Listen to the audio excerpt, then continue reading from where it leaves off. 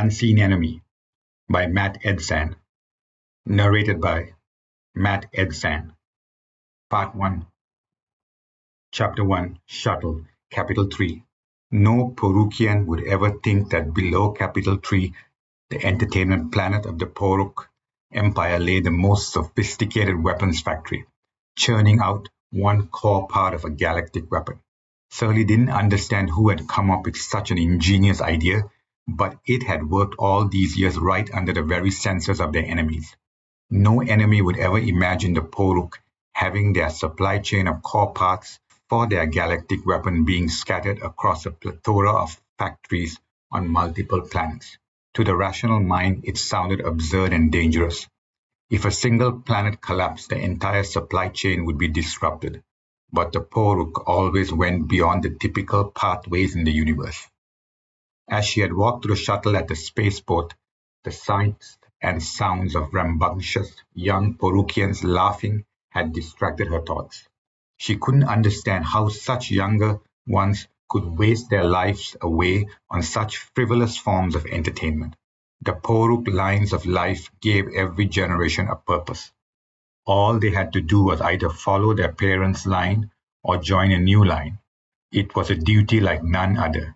Every time she visited Capital 3, she felt a distinct disdain for the planet's purpose in pulling Porukians away from their sense of duty.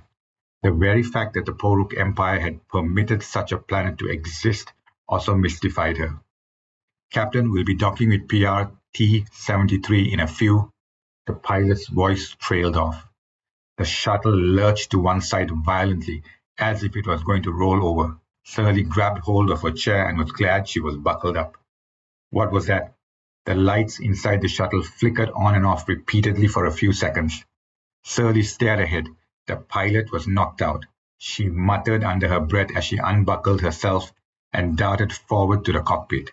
Upon reaching there, she shoved the pilot's body aside and took charge of the controls. Looking out the view screen, there was no sign of a light cruiser.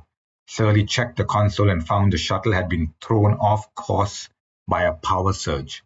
She hoped it was only a power surge. As she turned the shuttle about, a series of beeps wailed on the console. The console didn't indicate any nearby vessels except for her light cruiser. Then, one red icon appeared. Surly's eyes widened. There hadn't been any icons there before. Before her very eyes, a single red icon was replaced by two icons. Surly was shocked. The console had to be faulty, or the sensors were malfunctioning. Then the two red icons became three icons. Surly opened the comms with a light cruiser. Command Center, are you detecting three icons on the starboard side? Captain, what are Lieutenant Tria, in charge of all comms and sensor responsibilities, began. Answer the question, Surly barked. Affirmative, we have three contacts now, Lieutenant Tria reported. Do you know where they came from? Negative, Lieutenant Tria reported. There was nothing in orbit a few seconds ago. It meant her shuttle sensor readings were working, but how could three vessels appear out of nowhere? Had they been cloaked? But if so, why hadn't the light cruiser's sensors picked up on them? Porukian sensors were able to easily detect energy signatures of cloaked vessels. Were there any hyperspace openings, Surly asked as her shuttle approached the hangar bay. Negative, Lieutenant Tria replied. How had these vessels appeared around Capital 3 without exiting hyperspace? Had they been invisibly waiting in orbit all this time? That didn't make any sense. Who did these vessels belong to? What were they doing here? Surly didn't like it one bit. The thoracic sensors on her back were itching, which confirmed something was wrong. She needed to alert Imperial Command the moment she was back on board her light cruiser. The sound of a pilot coughing broke her thoughts. Surly stepped aside and let her pilot take over and land the shuttle in the hangar bay. Surly was halfway out of the hatch when Lieutenant Tria interrupted her on the private comms. Captain, the three ships are growing larger. Chapter 2, Command Center PRT-73 Cruiser. The klaxon alarm sound wailed throughout the command center as Surly strode in and took the captain's chair. Along the way, she had received a transmission from Imperial Command. The message had been clear. Capital 3 is under attack. All vessels are ordered to converge there immediately. Status report, Surly asked. Captain, the 3 vessels have grown in size by a factor of 20%, Lieutenant Tria reported. Surly examined her console. The 3 red icons were stationary. There was nothing on the console to reflect the increase in size, but she trusted her lieutenant's assessment, which then beckoned the question as to how the ships were growing. Enlarge the view, Surly ordered. It was impossible for the 3 vessels to grow in size. The view screen flickered and the enemy vessels appeared. Each of the enemy vessels was of a cylindrical shape, and there was no way to tell the front from the back. The enemy vessels didn't seem extraordinary. In fact, they seemed ordinary and unlike a vessel of war. But as she watched, the unthinkable continue to happen. The ships grew again in size. The impossible was happening right in front of her eyes. Is anyone able to identify the vessels? Surly asked. Negative, according to the records in our system, Lieutenant Tria replied. Surly captured the images on the view screen and uploaded them via her neural implants to Imperial Command. Maybe they would be able to identify these vessels. Imperial Command had greater access to vast amounts of data on vessels across many species. She hoped their search would be more fruitful. Lieutenant Tria turned to her. Is it the humans? If it is, we need to finally wipe them out, Lieutenant Rookie, in charge of tactical matters, replied. Before Surly could say a word, we cannot let them get away with this attack. Maybe they forgot that the Pinnacle War is no more, Lieutenant Tria interjected. Surly ignored the 2 of them. The last thing she needed was for her command center personnel to merely speculate on what was happening. Instead, she needed clear facts, which would help Imperial Command, especially if this was the beginning of a new war. She doubted the humans had attacked Capital 3. They wouldn't dare. It had been over a year since both sides had decided to enter into a peace treaty. The process had been much faster than anyone had anticipated. But the truth of the matter was that both the Poruk and the humans were tired of fighting each other.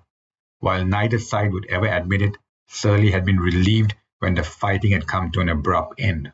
She clenched her fists as memories of that war tried to resurface. She had no intention of reliving the personal cost of that war. It was too painful to endure. Captain, they're powering up their weapons, Lieutenant Rookie shouted. Hail them, Surly ordered. No reply, Lieutenant Tria said. Surly drummed her fingers. Be ready to engage.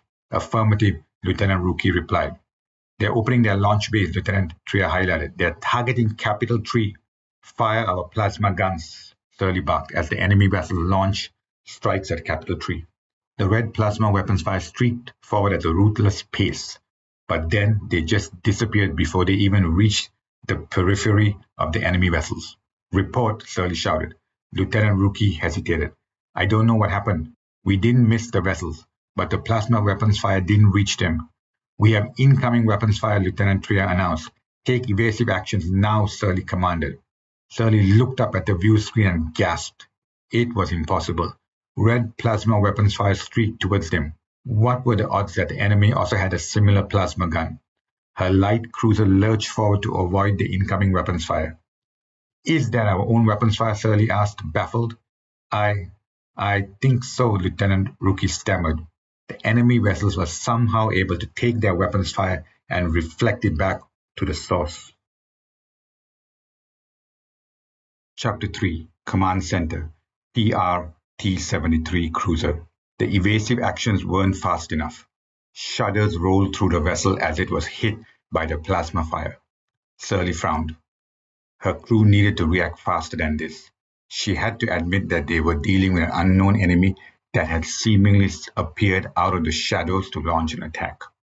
Our shields are holding, Lieutenant Rookie announced. There are no damage reports coming in. Stop firing our weapons, Surly ordered. She sighed.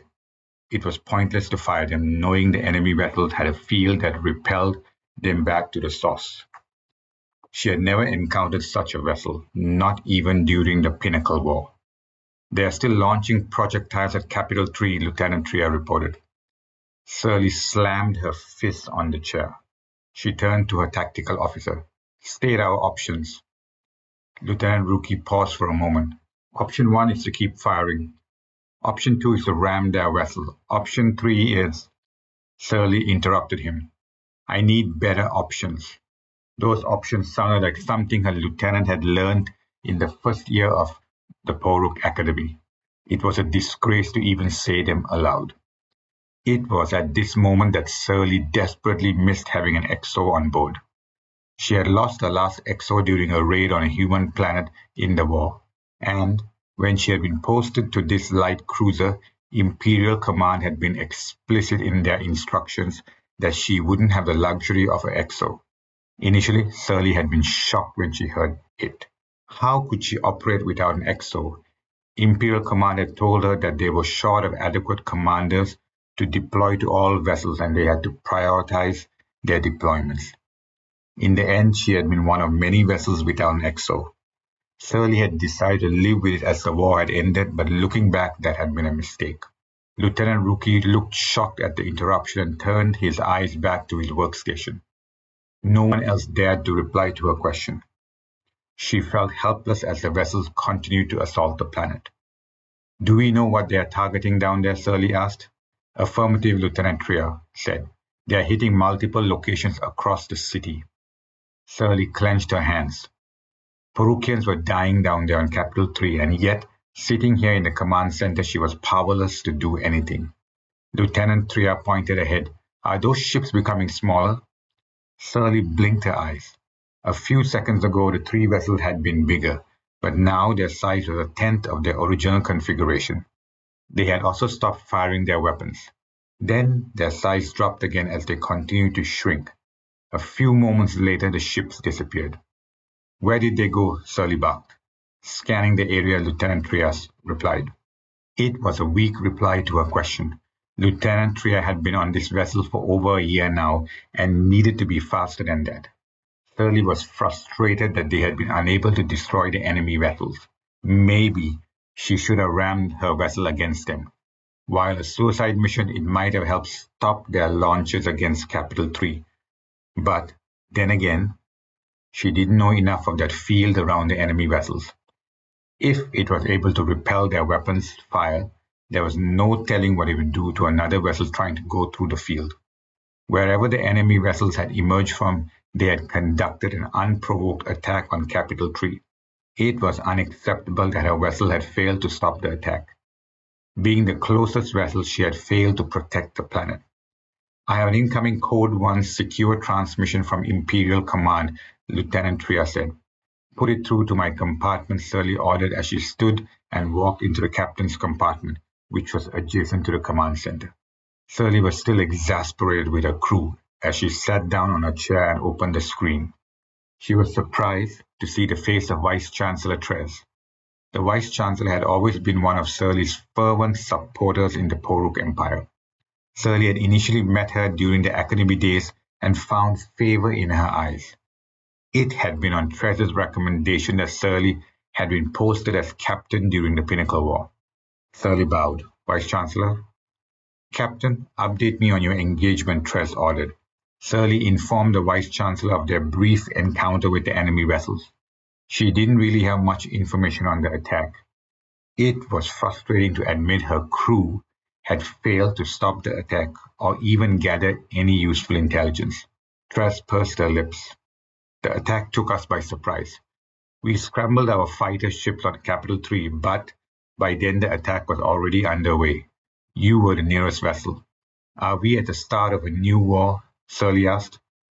Trez shook her head. "Our intelligence is still trying to gather further information. We also do not want another Pinnacle War with the humans." Surly was taken aback by the Vice-Chancellor's inference that the humans could be involved. "Do you think the humans did this injustice?" The Pinnacle War had been a costly one for both sides. The Poruk Empire and the United Human Alliance had fought each other for a long 10 years. Neither side had been able to achieve complete victory or dominance. Instead, the war had been a prolonged affair that had taken many innocent lives on both sides. Despite that, it wasn't beneath the human species to conduct an unprovoked attack. Humanity was a violent and unpredictable species. Surly didn't want to face the humans again. "What about the plasma fire?" Trez asked. "Are you sure the enemy vessels were reflecting your own weapons fire?" It didn't go unnoticed by Surly that the Vice-Chancellor had skillfully avoided answering her question about the human species. Despite her closeness to the Vice-Chancellor, she kept many things to herself, and Surly understood the reasons behind it. Trez occupied a political office in the Poruk Empire, and it was one that wielded a lot of power. Trez had achieved so much through sacrifice and dedication to the empire. Surly had always been inspired by Trez's rise. During her younger years, Surly's parents had often taught her to be wary of politicians. She had often wondered why it was necessary to know such information. At that age, she never thought she would find herself in situations dealing with Poruk politicians. Despite that, Surly had chosen to trust the Vice-Chancellor and give her a degree of latitude. "We believe so, but my officers are still analyzing it," Surly replied. "You also mentioned the vessels grew in size when they appeared and then became smaller before disappearing," Trez commented. "It must be a new way of transportation." "The vessels appear to change size at will," Surly reported. "I have never before seen such a thing." It sounded ludicrous the moment she said it out loud, but her eyes hadn't deceived her. That was what had transpired in front of everyone at the command center. Trez paused for a long moment. "I don't think it's the humans. They don't have the capability of creating this kind of advanced transportation technology." Shirley wasn't as sure as the Vice-Chancellor. Although they had engaged with humans in the Pinnacle War, there was still much they didn't know about the human species. Her eyes went to the glass-encased purple flower at one end of her console. She had been able to secretly create a replica of the purple flower. It was a constant reminder of the brutalities the humans had done, all in the name of fighting a war. "One thing our intelligence has confirmed is that the enemy vessels took out the Capital 3 secret weapons factory," Trez admitted. Chapter 4, Resort, Lyceria. A loud buzz at the door woke Gibson up. He glanced at the Lycerian time. It was well into the night. Had another drunk forgotten the location of his or her room? A guest had shared a story of such a drunk guest during the prior night's dinner. The story had collected a round of laughs and been followed by another few rounds of drinks. Gibson assumed it had to be a drunk and closed his eyes again. No one would be up at this deathly hour. The drunk would eventually give up and move on to the next door in the resort. But the buzzing continued relentlessly. There was no end to the steady stream of the sound. He growled and got up off his bed. This was his retirement period.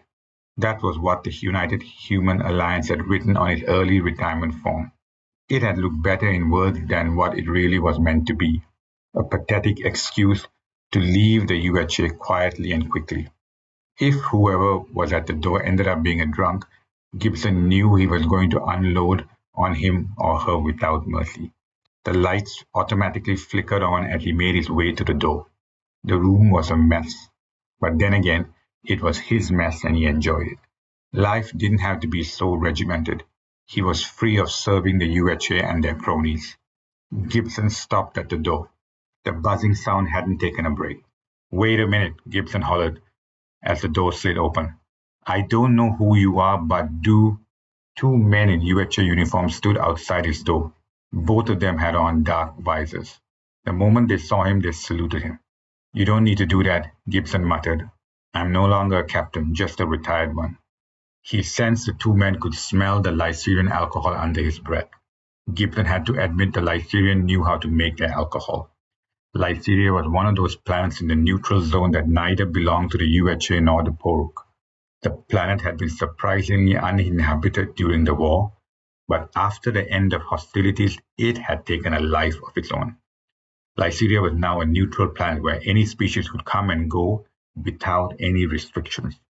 The first time he had come here, he had been surprised to see Porukians, young and old, ambling about as if they owned the planet.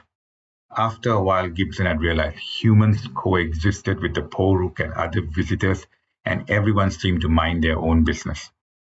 Whoever came to Lyceria had only one purpose: to get away from everything and pretend like the rest of the universe didn't exist. That had been the perfect reason for him to move here after his abrupt retirement.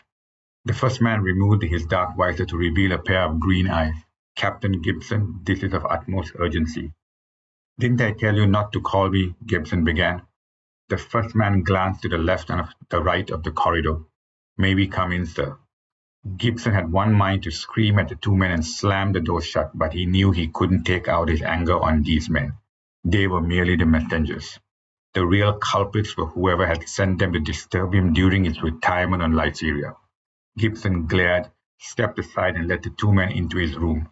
This was the third resort on his retirement tour, and the room surprisingly was much more spacious than he had expected. The two men stood at one end of the room. Gibson closed the door and turned towards them. What's so urgent that you need to wake me up at this hour? Gibson could sense their disdain as they surveyed the messy room, but he didn't care. Who were they to judge him? The first man took out a device and passed it to him. Sir, my name is Lieutenant Raoul, and this is from Rear Admiral Hutchinson. Gibson took the device. Why couldn't this be sent to me over the UHA net? We could have, but we didn't exactly know your whereabouts, and we couldn't seem to find you, Raoul replied. You managed to stay off the grid. Gibson sighed, but not well enough to keep you from finding me. He had been using a set of fake identities during his retirement tour. He had wanted to be someone else for a while and take a break from the past. Didn't everyone deserve a break from their past? He felt it would do wonders for everyone. Despite that, these UHA men had managed to hunt him down. He suspected they must have used the old way of searching for him, going from resort to resort. The unfortunate aspect of Lyceria was that all the resorts were located along one stretch of the eastern continent. Sir, are you aware that there was a coordinated attack on 2 planets in the last few hours? Raoul asked. One of them was ours and the other belonged to the Poruk Empire. Chapter 5, Resort Lyceria. Gibson yawned as he shook his head. He hadn't bothered to keep up with the news. Why did he have to anyway? He was no longer working for the UHA. There were other people out there who dealt with such matters. With the end of the war, the UHA would have had more than enough captains idling around on routine patrols throughout UHA space. Surely they could have asked a few of them to handle whatever the crisis was going on. There was always a crisis. It was endless. Protecting UHA wasn't his business anymore. He had been forced to retire. He could care less of the UHA and the universe. As long as it didn't affect his life here at the resort, it was irrelevant to him. I don't understand what this has to do with me, Gibson said. The device will explain everything, Raoul remarked. Rear Admiral Hutchinson was specific in his orders. We will be at the foyer of this resort when you are ready for us. When you are ready for us? Gibson didn't like the sound of that. He frowned and the two men left the room. Gibson threw the device on the bed. He glanced at the liquid on the cabinet. He picked it up but was disappointed to find it was empty. He needed to order a fresh round of the liquid. Somehow Lyceria had access to large stocks of it at cheap prices. It probably had to do with the fact that Lyceria traded with anyone and everyone. They didn't care as long as it attracted people willing to splurge on their planet. When he had first gotten into the spaceport, Gibson had been stunned to learn that Lyceria had a governor that was neither human nor Poruk. The governor belonged to the Directive species, which Gibson didn't know much about. As long as the governor didn't bother him, Gibson was fine with it. Gibson picked up the device. He knew he better get a look at it and then turn down whatever Hutchinson was trying to sell him. He had managed to get himself invited to another rambunctious dinner tonight and was looking forward to it. He pressed on the device and was shocked to see a live, holographic projection appear in mid-air. The projection was about to make a connection somewhere. Gibson sighed. He had expected a pre-recorded message from the Rear Admiral. That was the usual protocol. Now he would have to talk to Hutchinson in person. Gibson suspected the two men hadn't told him that part intentionally, because, if he had known, he would have destroyed the device and thrown the men out of his room. Hutchinson's face appeared. He was seated in his fine UHA uniform behind his large desk. Good grief, Gibson, Hutchinson said. You look like hell. Nothing wrong with that, Gibson retorted. I am on my first tour of retirement. I can look like anything I want, don't you think? Hutchinson appeared to ignore his comment. It took my men a while to find you. We have a delicate situation that needs your attention. Gibson narrowed his eyes. The Rear Admiral was talking to him as if he was still working for UHA. Sir, excuse me, but you do know I am no longer part of the UHA? Of course I do, Hutchinson scoffed. I'm the one who signed off on your retirement. The fact of the matter is that Beta 2 was attacked. Gibson suppressed a sigh. I heard something like that. He didn't know if Hutchinson could pick up on his lie, but he was beyond caring about etiquette and protocol. An attack on Beta 2 was not his problem. They were disturbing his freedom, and they had no right to demand anything from him, not after what they had put him through. Did you hear me? Hutchinson demanded. Gibson nodded. Beta 2 was attacked. I got it. What does that have to do with me? I'm retired. Hutchinson raised his voice. I didn't come looking for a fight with you. I know things ended badly between you and the UHA. What did he really know about things ending badly? Hutchinson had been on the other side throwing all the blame on him. No one had come to Gibson's defense, not a single person. His crew had been cowards after serving him for years. He had been the sacrifice. Just because he did things differently and because one of those things had failed spectacularly. Really? Gibson scowled. I thought you would have forgotten about me after kicking me out of UHA. I was against making this call to you, Hutchinson admitted in an exasperated tone. That makes the two of us, Gibson thought. He still didn't understand why they were looking for him. But there's a reason for it, Hutchinson continued. Gibson, listen carefully to what I am about to say. The enemy vessels that attacked Beta 2 kidnapped a few of our scientists. We believe the attack on the planet was actually a diversion to get to the scientists. One of them was your daughter, Laura. Chapter 6. Resort, Lyceria. Gibson's right hand began to tremble. He shoved it below his leg to try and bring it under control. He didn't want Hutchinson to notice his reaction. Gibson's heart was pounding. Had he heard Hutchinson correctly? Had the Rear Admiral mentioned his daughter's name? I don't understand, Gibson stammered. Ever since his wife had died during the Pinnacle War, while serving as a medical officer, Gibson had pushed aside all thoughts of her and his only daughter. Laura had never forgiven him for letting her mother die. Gibson had been on patrol on a heavy cruiser while his wife had been helping the injured on Beta 6 after a Poruk cruiser attack. But the Poruk hadn't stopped their assault and had been bent on wiping out as many people as possible. His wife had been amongst the casualties during the subsequent attacks by the Poruk. Hearing about his wife's death hadn't been the worst part of it. Laura had frantically tried to reach him, and once she had, her accusations had been like a knife, splitting open his heart bit by bit. She had blamed him for allowing her mother to work on Beta 6. Gibson had let his daughter accuse him without fighting back.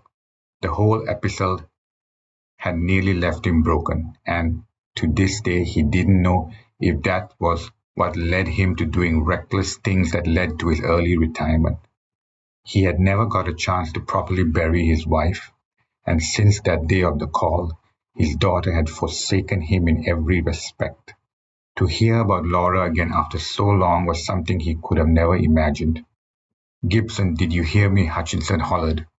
The Rear Admiral's words brought Gibson back to the present. Yes, sir. His heart was still racing as his thoughts continued to wrestle with the past. We do not know why this enemy wanted our scientists, Hutchinson highlighted, but that is the only one reason why I contacted you. Gibson stared at him. What else was there to say? The Rear Admiral had just given him the worst possible news. It was as if someone had punched him in the gut. One of the nearby vessels managed to get some images of the enemy vessels, which were then sent over to UHA Central, Hutchinson said. Our analysts pored over the images and searched our records for any reports of such vessels. We found one report submitted by you 4 years ago. It mentions sighting an unusual vessel that appeared to shrink in size. Gibson searched his memories for what the Rear Admiral was alluding to, but he came up with nothing. That could have been more to do with the line of empty liquid bottles in his room than his memories. "What do you want from me?" Gibson asked reluctantly. He knew he wasn't going to like whatever Hutchinson was going to say, but with his only daughter now in the mix, Gibson's chances of rejecting it were getting slimmer. "I want you to return to the UHA," Hutchinson said. "We will reinstate you as captain and give you command of a heavy cruiser." "What's the catch?" There was always a catch with his superiors. Gibson had learned that the hard way, but now wasn't the time to dwell on it. "We want you to go looking for the enemy vessel based on the last reported position from your report, and gather intelligence on this new species and their intentions." "Do I look like I am in any shape to captain a vessel?" Gibson asked. It was a pointless question to ask, but he needed to voice it out. There had to be a major reason other than the fact that his only daughter had been kidnapped, for the UHA asking him specifically to search for the enemy vessels. They could have gotten any number of captains to follow up on the enemy vessels, but he knew it was something else. He couldn't put his finger on it for the moment, but his missing daughter itself was enough for Gibson to accept it. Chapter 7, Imperial Command, Capital 1. Surly sat in front of the desk of Vice-Chancellor Tress. Surly hadn't expected to return to Imperial Command so soon. Ever since the unprovoked attack on Capital 3, she had anticipated further debriefings. On the left side of the room was a rectangular glass-encased water haven with Porukian fish swimming about. Surly briefly stared at the fish. Their carefree stance was mesmerizing. They had no idea of the sensitive conversations that took place in this very room. A buzz interrupted her thoughts as another door on the other end opened and Tress strode in. The Vice-Chancellor was clothed in her usual black robes. Surly stood and bowed as Tress took her seat. There was a whirring sound as the privacy field surrounding the room turned on. Even here in the heart of Imperial Command, the Vice-Chancellor wasn't taking any chances. Although Surly considered herself close to the Vice-Chancellor, she couldn't remember being in this room with her. Most of her conversations with the Vice-Chancellor had taken place in public atriums and even her personal residence. Years of fighting in the Pinnacle War had a way of scrambling and misplacing your memories. Surly had joined to serve, leaving behind the Agri line. However, she had never expected to be embroiled in a long, bitter war with the humans. Her hate for humanity had never died down. Instead, Surly had learned to suppress it well. She had heard of many captains who had been forced to resign because they hadn't been able to control their hatred of the humans after the peace treaty was signed. Surly had to admit it was difficult on everyone. 10 years of war and no one could expect everyone to return to a pre-war state so easily. War and peace wasn't a switch that could be turned on and off at will. Each captain needed time to manage it in his or her own way, but Imperial Command had been quite clear with their directives. Their goal had been to sift through all the captains and find those who had suffered permanent damage. The crux of the issue had been what constituted permanent damage. Apparently, Imperial Command's definition of permanent damage was at odds with those of the captains. Surly always suspected that Imperial Command didn't want a renegade captain firing on a human colony or vessel and igniting another war. Tress must have sensed her confusion. "I believe this is the first time I'm meeting you in this room." Surly smiled. She always felt a sense of gratitude to the Vice-Chancellor for everything she had done over the years. "It's good to see you again, Surly," Tress remarked. "Unfortunately, it isn't under the best of circumstances. Those enemy vessels that you encountered around Capital 3 were also part of a coordinated attack on a human planet." Surly nodded. Several of her command center officers had been talking about it a bit way too much as her vessel returned to Capital 1. "It means we are dealing with a new species," Tress admitted. "A species that is far deadlier and technologically superior. More than us and the humans combined." "Has there been any update on how those ships were able to change their sizes?" Surly inquired. "We are still analyzing the video footage your vessel sent us," Tress replied. "But I have a new mission for you. The UHA and Imperial Command have decided to work together on finding out more about this new enemy." Surly frowned. "Work together? Since when did the UHA and Imperial Command work together? It was unheard of. This would set a new precedent. A peace treaty was one thing, but working together with your former enemy was a completely different thing. She had to admit that after the war ended, there had been mutual exchanges between the two species on multiple fronts. Trade of food and goods had even become common, with freighters crossing the neutral zone between the two species. And an embassy manned by humans had even been permitted on Capital One. But that had been the extent of the cooperation. Until now. Trez smiled. I know it sounds shocking, but since the new alien species attacked both a human and a Poruk planet, it makes sense. This will be a joint mission, unreal as it sounds. Nothing about it made sense to Surly. Why can't we send one of our own vessels to search for those enemy vessels? I'm sure our intelligence officers will be able to shed some light on those vessels. Trez looked at her. I wish it was that simple and Imperial Command had considered that option. But we don't have any trails to follow.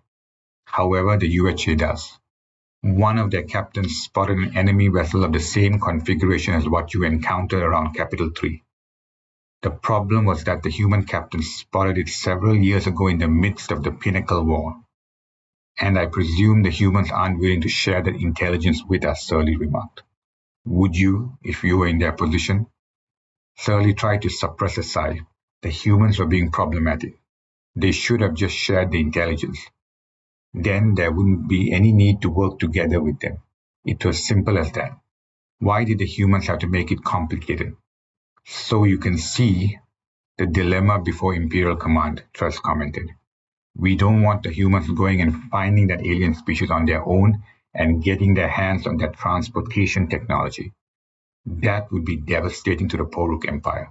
A peace treaty doesn't imply there cannot be another future war. I understand. Surly realized that Imperial Command was in a corner. The only way out was to work together with the humans, no matter how horrible that sounded. Surly couldn't even have imagined such a scenario years ago. Something still bothered Surly. But why did the humans reach out to us? They could have gone on their own. Trez smiled. I'm not sure, but I feel it may have more to do with the human way of thinking. They are not sure who is behind this attack, but they want us to go alongside them. They believe that keeping their known enemies closer helps them. It's confusing to me, but that is what our analysts told me. Surly didn't get it either, but nodded. The human way of thinking always tended to confuse her. Over the years, she had tried her best to figure humanity out, but in the end, she had just given up.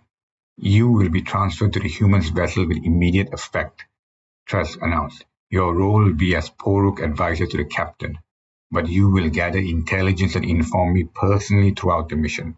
I do not trust the human species at all, and neither should you. You must be on guard at all times with them. Just because they wanted us to join them, it doesn't mean we can assume they are innocent. What about my vessel? We have already transferred a new captain and XO to take over your vessel.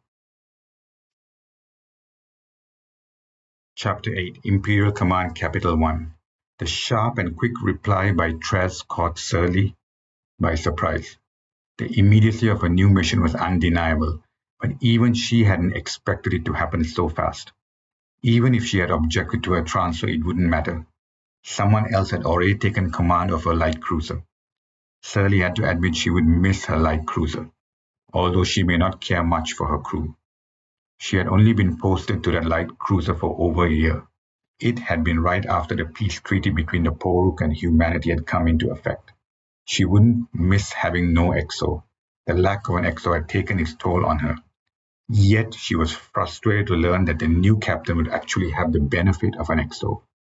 How did this new enemy know about our weapons factory? Surly asked. It was another thing that kept bothering her ever since she had heard of the enemy vessel's target. Trez shook her head in dismay. The location of the supply chain for our galactic weapon is a well-kept secret. Only very few Poruk are aware of it. Imperial Command had done it intentionally. It had distributed the bits and pieces of the entire supply chain to many people, including the captains who patrolled those planets. Surly only knew of the location of the weapons factory in Capital 3.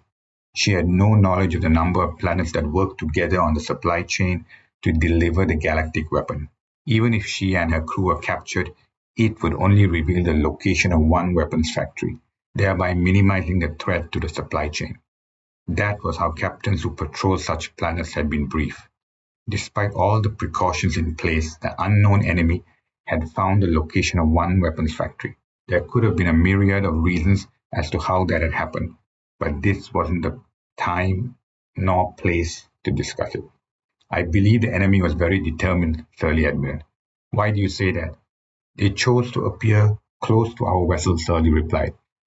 If they had done it unwillingly, the moment they appeared, their senses would have picked up on us, but they didn't even flinch. They seemingly ignored us and continued with the unprovoked attack. It was as if we were no threat to them. Tress frowned.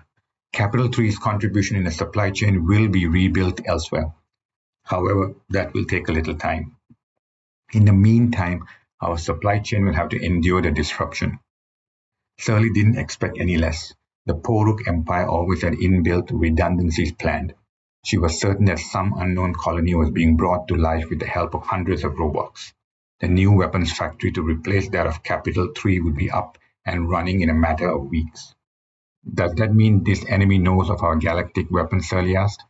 Again, we aren't sure yet, Tress replied calmly. I know you have many questions. Some I don't have an answer for and some I am unable to share with you. Not at this point in time. Surly was glad that Tress at least was being frank with her. She suspected the Vice-Chancellor was unable to share the information, but Surly had to trust that Tress would reveal it at the right time. This mission is of utmost secrecy and urgency, Tress said. I picked you because you are one of the most decorated captains who survived the Pinnacle War with the humans, and I know I can trust you to complete the mission. Tress knew nothing of her state of mind, past and present. Her suppression capabilities had been extraordinarily strong to evade the battery of tests each Poruk captain had to undergo at the end of the war. It was one of the areas of her life that Surly had intentionally chosen to keep away from Tress. If Tress had known her real state of mind, she may have been forced to relieve her of duty. Many captains with far more experience than her had buckled to the intensity of the tests, succumbing them to a life of desk-bound jobs that would carve the very life out of them. Desk work was never her strength, and neither would it be her destiny. I personally vouch for you with the Chancellor as the best candidate to undertake this mission, Tress said. This mission requires a delicate balance of cunning and wisdom. Surly had no reason to doubt Tress. The Vice-Chancellor had come through for her before. Tress was the only bureaucrat that Surly put her faith in. The rest of the bureaucrats only served themselves and their greed for the accumulation of power. Nothing else. Surly bowed. I won't fail you. Part 1. The End.